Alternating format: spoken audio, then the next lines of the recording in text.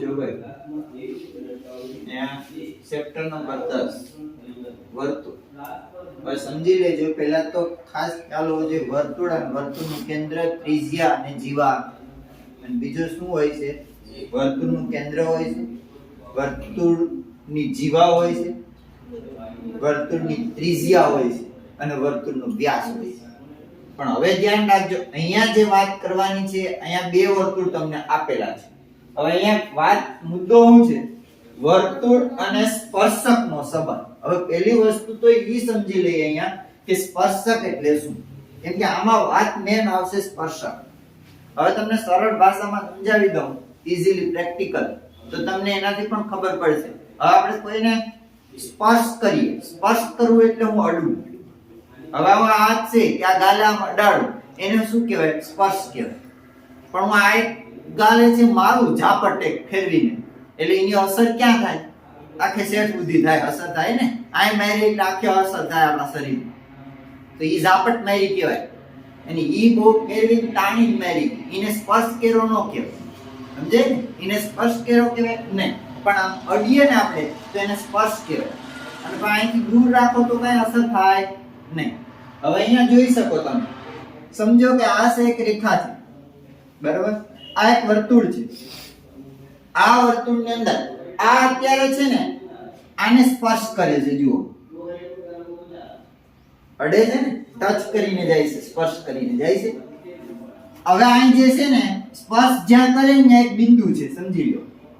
અને જ્યાં સ્પર્શ કરે ને બિંદુ છે ને એ સ્પર્શ બિંદુ કહેવાય. શું કહેવામાં આવે છે? સ્પર્શ બિંદુ. પણ અહીંયા ધ્યાન રાખજો, તમને આ રીતના મેં આપ્યું છે જો આમાં, એટલે તમને સરળ રીતે રહેશે કે આમાં ખાલી જગ્યા સ્વરૂપે આમાંથી પ્રશ્ન રહેશે. હેતુલક્ષીમાં બે પ્રશ્ન રહેશે એ વિભાગમાં. જો આવી રીતનો પૂછાઈ શકે કે રેખા અને વર્તુળમાં ફક્ત એક જ બિંદુ સામાન્ય હોય તો તે રેખાને વર્તુળનો ખાલી જગ્યા કહે છે. શું કહેવાય? સ્પર્શ.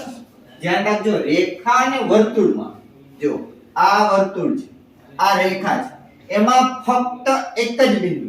હવે સમજો કે અહીંયા એક બિંદુ છે, સામાન્ય હોય. જો આખો વર્તુળ છે એનો આ બિંદુ અને આ રેખા છે એનું પણ એક જ બિંદુ, બેયનું સમાન બિંદુ એક જ છે.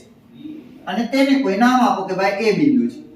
તો બેયનું સામાન્ય બિંદુ એટલે હું બેયનું એક જ બિંદુ છે. આ વર્તુળ ઉપર તો ઘણા બિંદુ છે ભાઈ. આ વર્તુળ છે ને એ બિંદુનો બનેલો છે. હવે એમાંનો આ એક જ બિંદુ અને આ રેખા છે, એમાંય ઘણા બધા બિંદુ છે, પણ એમાં અહીંયા બિંદુ. તો આ બેય સામાન્ય બિંદુ થયા કે નહીં? સમાન, બેયના સરખા ને સ્પર્શ કરે છે. જો તો આને કહેવાય વર્તુળનો સ્પર્શક કહેવાય. શું કહેવાય ભાઈ? એટલે અહીંયા તમને વર્તુળનો આ સ્પર્શક છે, અહીંયા જોશો તો વર્તુળનો આ સ્પર્શક છે અને સામાન્ય બિંદુ એક હોય છે. સ્પર્શક આને કહેવામાં આવે છે. સમજાય બરોબર? ખાસ ધ્યાન રાખજો. એટલે એક બાબત હતી કે આ મુદ્દો છે. ત્યારબાદ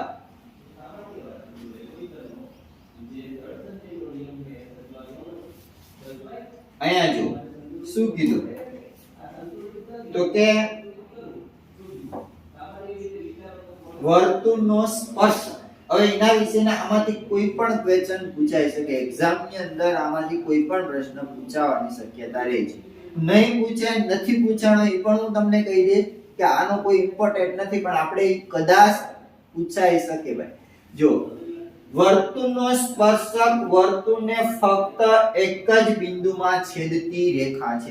હવે હમણાં જ આપણે આગળ જોયું શું હતું એમાં, તો કે ભાઈ આવી રીતે હતું.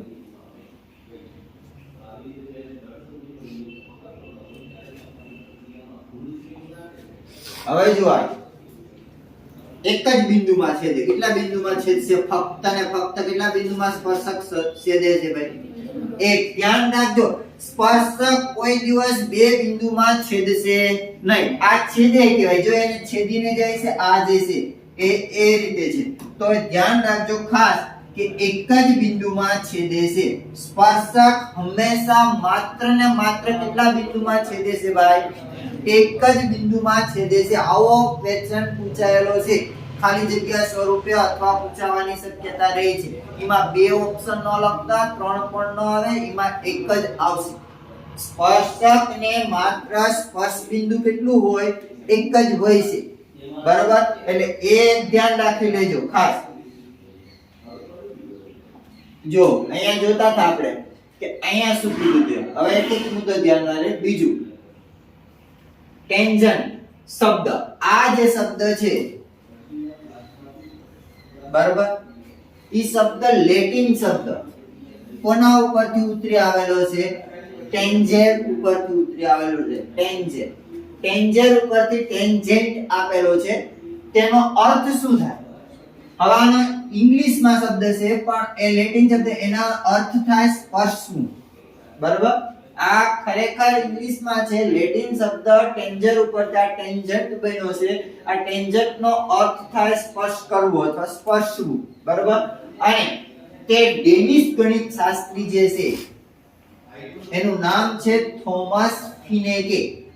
ગણિતના ડેનિશ ગણિત શાસ્ત્રી થોમસ ફિનેકે. આ ફિનેકે લખ્યું છે, ફિનેક આવશે, બરાબર? કેવું કરવા ફિનેકે? એટલે આપણે નથી કહેતા કે ભાઈ આ ભાઈ આમ કર્યું તો ફલાણા ભાઈ ને, બરાબર? કે એ ને શબ્દ વાપરીએ તો એની પાછળ એટલા માટે કે થોમસ ફિનેકે CE 1558 માં દાખલ કર્યો હતો. આણે 18મી સાલમાં, બરાબર, આ જે શબ્દ છે એને આમાં રજૂઆત કરી હતી. કોણ ગણિત શાસ્ત્રી? તો કે થોમસ. આ ક્યાંય હજી પૂછવાનું નથી ભાઈ. આ જે મુદ્દો છે બીજો એ ક્યાંય હજી આ એક્ઝામ ની અંદર પૂછાયેલો નથી. કદાચ મુકેશભાઈ પેપર કાઢે પૂછાઈ શકે, કેમ કે તમારા અભ્યાસક્રમની અંદર પાઠ્યપુસ્તકમાં આ છે મુદ્દો, બરાબર? એટલે આ પૂછાઈ શકે, પણ એવું નથી કે તો પૂછાશે, કેમ કે હજી તો નથી પૂછાવ. પણ પેપર કેવું કાઢશે એ આપણને પણ ખબર નથી. એટલે કોઈને મન થયું કે ભાઈ પૂછવો મારે, આ પૂછી લે. એટલે આ પણ યાદ રાખવું જરૂરી છે, બરાબર? એક એ વાત છે. પછી ત્રીજો મુદ્દો છે વર્તુળ અને સ્પર્શકના સામાન્ય બિંદુ. હવે હમણાં જ આપણે વર્તુળમાં વાત કરી હતી, યાદ છે? એમાં બેયનું સામાન્ય બિંદુ એક હતું. એનું બિંદુને સ્પર્શક બિંદુ, જો બે કહી શકો તમે, સ્પર્શક બિંદુ અથવા સ્પર્શ બિંદુ. એટલા રીતો આપ્યો છે. બેયમાંથી કોઈ પણ શબ્દ ઉલ્લેખ હશે, કદાચ ખાલી જગ્યા હોય, તમારો વિકલ્પ હોય અને એમાં આવું કંઈ પૂછ્યું તો એમાં બે ઓપ્શન માંથી કોઈ એક જ હશે. સ્પર્શક બિંદુ લખેલો હશે તો પણ ઈ જ થશે, અને સ્પર્શ બિંદુ કહેશો તો પણ ઈ જ થશે. જે સ્પર્શ કરે કોને? વર્તુળને જે રેખા સ્પર્શ કરે અને જ્યાં ટચ કરે છે ને ત્યાં એક બિંદુ જે ટચ કરે, સામાન્ય બિંદુ, એને કહેવામાં આવે સ્પર્શક બિંદુ. આ મસ્ટ આઈએમપી ખાલી જગ્યા છે, પૂછાવાની શક્યતા રહેશે. તમારા કદાચ સ્વાધ્યાયની અંદર પણ હશે, બરાબર? એટલે ધ્યાનમાં લેજો. હું તમને આ બધું લખવા આપીશ છેલ્લે લાસ્ટમાં, બરાબર? અને સ્પર્શક વર્તુળને તે બિંદુને સ્પર્શે તેમ કહેવાય. એટલે આના ઉપરથી કહી શકાય કે સ્પર્શક છે એ વર્તુળની બિંદુમાં સ્પર્શ કરે છે, સ્પર્શે છે, તેવું કહી શકીએ. ચોથો મુદ્દો સ્પર્શ બિંદુમાંથી પસાર થતી. આ મુદ્દો મહત્વનો છે, યાદ રાખજો, સમજવો પડશે, ઈઝી છે. સ્પર્શ બિંદુમાંથી પસાર થતી અને ત્રિજ્યાને સમાવતી રેખાને તે સ્પર્શ બિંદુ આગળ વર્તુળનો અભિલંબ પણ કહે છે. હવે હું સમજાવું એમ કે ભાઈ સમજો કે આ એક આકૃતિ છે, આ એક વર્તુળ છે, બરાબર? ચાલો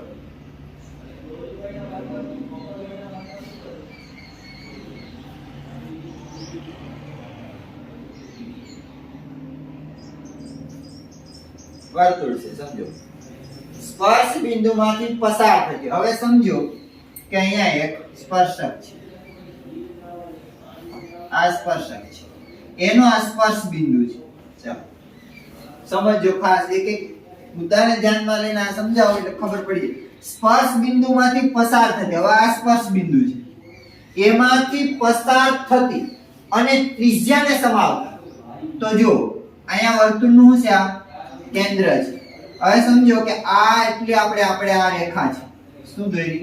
રેખા.